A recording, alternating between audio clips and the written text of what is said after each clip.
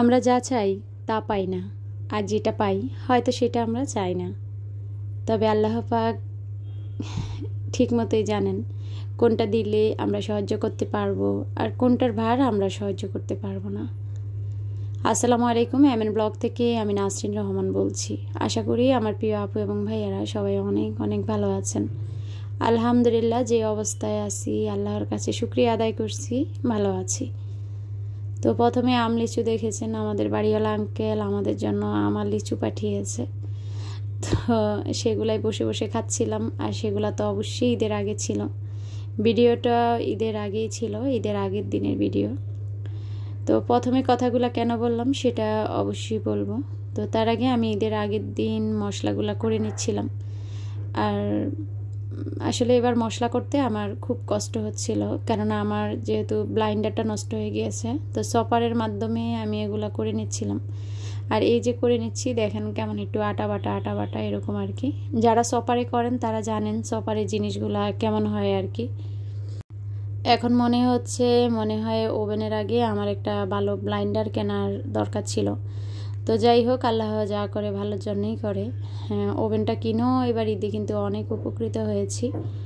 তা আমি প্রথমে বলেছিলাম আমরা যা চাই তা কিন্তু পাই না, আর যেটা পাই হয়তো সেটা চাই না। সেটা বলার কারণ হচ্ছে আজ ঈদের দ্বিতীয় দিন, আর দ্বিতীয় দিনে আমি চেয়েছিলাম আমার মায়ের কাছে চলে যেতে, কিন্তু সেটা আমার পক্ষে সম্ভব হয়নি। কেননা ঈদের 3-4 দিন আগ থেকে আমার নিয়াজ খুবই অসুস্থ হয়ে পড়ে।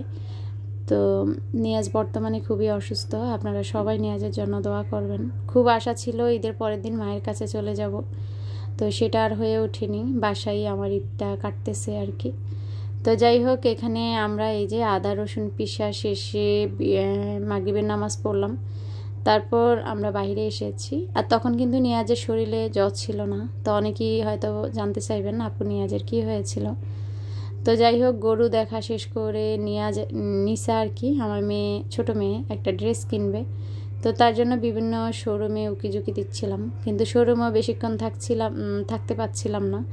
কেননা আমার নিয়াজ এত পরিমাণ কাঁপুনি আসতেছে, যেহেতু শোরুমগুলো সব এসি করা। এসি থাকার কারণে নিয়াজকে নিয়ে কোনো মতেই আমরা দোকানে ভালো করে থাকতে পারিনি। অবশেষে নিসার ড্রেসটাও কিনতে পারিনি। তো যাই হোক, কতক্ষণ হাঁটাহাঁটির পরে আপনাদের ভাইয়া বলল নিয়াজকে কিছু খাইয়ে নেই, কেননা তখন অলরেডি নিয়াজের শরীরে আবারও অনেক জ্বর চলে এসেছে। তো নিয়াজকে আমরা চটপটির দোকানে নিয়ে এসেছিলাম। সে ফুচকা চটপটি খেতে খুব ভালোবাসে, এই তো আমার বাবাটা। তো তারপর আপনাদের ভাইয়া বলতেছে ও তো কিছু খায়নি, তো তাহলে ওকে আমরা কাচ্চি বিরিয়ানি খাওয়াই দিই। ও কাচ্চি বিরিয়ানি খুব পছন্দ করে, কিন্তু 1 প্লেট খাবার দেখেন কতটুকু, সে 3 ভাগের 1 ভাগও খেতে পারেনি। ওর খাবারটা তো রয়ে গিয়েছে, তাই আপনাদের ভাইয়া বলতেছে আমরাও খেয়ে নেই, তাহলে আর বাসায় যেয়ে তোমার ঝামেলা করতে হবে না, কেননা বাচ্চাটার শরীরে অনেক জ্বর, ওকে নিয়েই তোমার আজকে হয়তো পেরেশানিতে যাবে। যাই হোক, চলে আসলাম বাসায়। নিয়াজকে কিন্তু অলরেডি অনেক মোছামুছি করা হয়েছে। আপনাদের ভাইয়াকে বললাম হ্যাঁ তুমি নিয়াজের দায়িত্ব নাও, আমি একটু কাজ করব আর কি। তো এই ভিডিওটা আপনাদের জন্যই করে রেখেছিলাম। বাইরে তো অনেক ঘোরাঘুরি করেছি, তার মাঝে আপনাদের ভাইয়া নিয়াজকে শোরুমের বাইরে রেখেও আমি একটু কেনাকাটা করেছি। আর সেটা হচ্ছে আমার সংসারের জন্য কেনাকাটা, যেগুলো আমার খুবই প্রয়োজন ছিল। যেহেতু ওভেন আছে, ওভেনের হ্যান্ডেলটা হাত দিয়ে ধরতে ধরতে সেটা দাগ পড়ে যাচ্ছিল। তো হ্যান্ডেলের জন্য একটা কভার কিনলাম, আর বাটিগুলো বের করার জন্য একটা গ্লাভস কিনলাম। তো এটার সঙ্গে দেখলাম একটা নুসলি দিয়েছে, ভালোই লেগেছে আমার।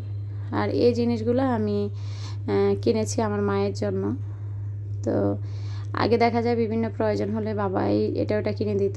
তো যেহেতু আমি বাড়িতে গিয়েছি অনেক দিন পর, তো দেখলাম মার এই জিনিসগুলো আর কি নষ্ট হয়ে গিয়েছে। তো তার জন্য এই যে একটা চাকনি, একটা ডালঘুটনি, বড় মাছ ছিল, আর একটা কি বলে মাছ ছিল নি। তারপরে এই তো নিসা বলতেছে নানুর এরকম মানে যে ছিল নি আর কি, সেটা নষ্ট হয়ে গিয়েছে, তো সেগুলা কিনে নিলাম।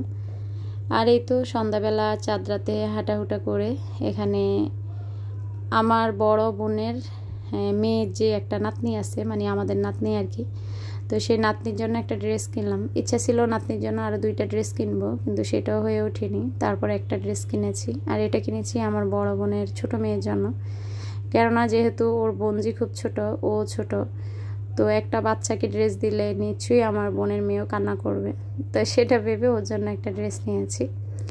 তো যাই হোক, আর এখানে আমি নিয়াজের জন্য 3টা টি শার্ট কিনেছি। তো এবার আমাদের তেমন শপিং করা হয়নি, আমার আগে কয়টা 3 পিস কিনা ছিল, সেগুলো সেলাই করার সময় পাইনি আসলে, যেহেতু বাড়িতে যে প্রায় আমার 8টা-9টা দিন কাটিয়ে এসেছি বাবা মারা যাওয়ার পরে। তো দেখা যায় মনের অবস্থা ভালো ছিল না, আমি যে টেইলারের কাছে যাব সেরকম মন মানসিকতা ছিল না, তাই কোনো ড্রেসে সেলাই করা হয়নি। তবে ইচ্ছা ছিল নিসা এবং নেহাকে আমি কিছু ড্রেস কিনে দেব, কিন্তু সেটাও আমার হয়নি। তো যাই হোক, নিহামণি যেহেতু বোরকা পরে, তো বলতেছিল মা আমি একটা বোরকা কিনবো সিম্পলের মাঝে। তো যারা রেগুলার ভিডিও দেখেন তারা জানেন নেহা কিন্তু পরীক্ষার সময় প্রায় মানে অনেক টাকা দিয়ে একটা বোরকা কিনেছে। তো এখন সে এই বোরকাটা কিনেছে, এটা খুবই সফট কাপড়ের একটা বোরকা এবং বোরকাটা খুবই সুন্দর। তো বোরকাটা ওর পছন্দ হয়েছে ডলের গায়ে দেখে আর কি, তাই ও আবদার করলো, ওকে বোরকাটা দিয়ে দিলাম। তো বোরকাটা সবচেয়ে এই জিনিসটা আমার কাছে ভালো লেগেছে, এই হাতাটা আর কি, কেননা এই হাতার বোরকা এখনও আমরা পরিনি মামে। তো যাই হোক, আপনাদের ভাইয়া তো বলছিল নিসাকে বোরকা কিনে দাও। তো নিসা কিন্তু 3 পিসের সাথে হিজাব পরে আর কি, এখনও ওকে বোরকা দেয়নি, নিসা 6-এ পড়ে। তো ইনশাল্লাহ নিসাকে বোরকা দিয়ে দিব।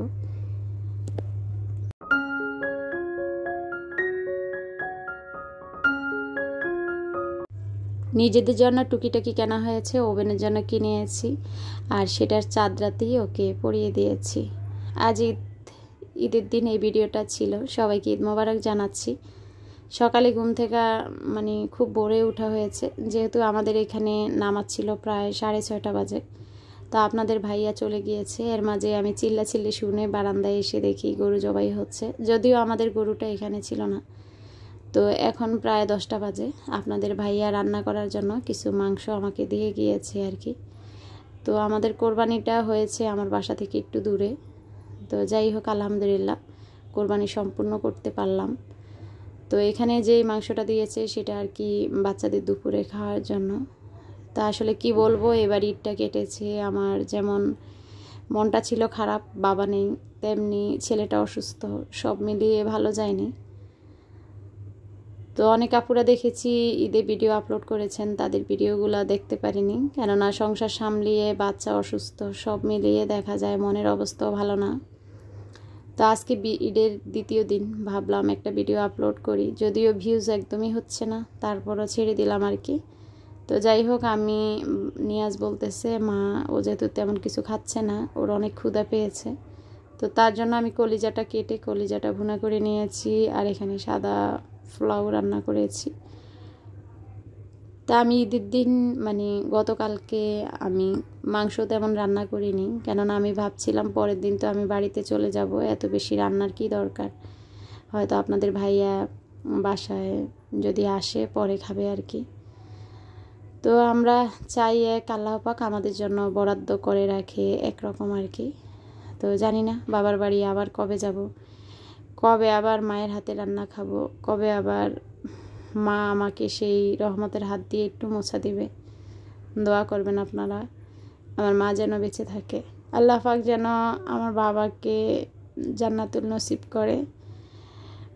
সব সময় আসলে বাবার বাড়িতে ঈদে না পৌঁছতে পারলো এতটুকু সান্ত্বনা ছিল, আমার বাবা আছে, মা আছে, ওনারা খুব ভালো আছে, কোরবানি করতেছে। কিন্তু এবার আনন্দ হয়েছে, মানে কোরবানি হয়েছে, কিন্তু সেভাবে আনন্দটা হয়নি, কেননা ভাই আর মা বাড়িতে। তো যাই হোক, আমি হাতে মেখে এখানে কিছু মাংস বসিয়েছিলাম, বাচ্চারা তো অন্তত খাবে। তা আমার ইচ্ছা ছিল যে আমরা ঈদের দিন খাবো, ঈদের পরের দিন তো হয়তো আমরা ভোরে ভোরে চলে যাব, তো সেটা তো আর হয়নি, এই জন্যে আসলে অল্প মাংস রান্না করা। তো যাই হোক, এদিকে আমি মাংস রান্না করতেছি, আর হই হুল্লা শুনে আমি একটু বারান্দায় এসেছি। বারান্দায় এসে দেখি আমাদের বিল্ডিংয়ের সামনে লোকজন এত পরিমাণ জড়ো হয়েছে মাংসের জন্য।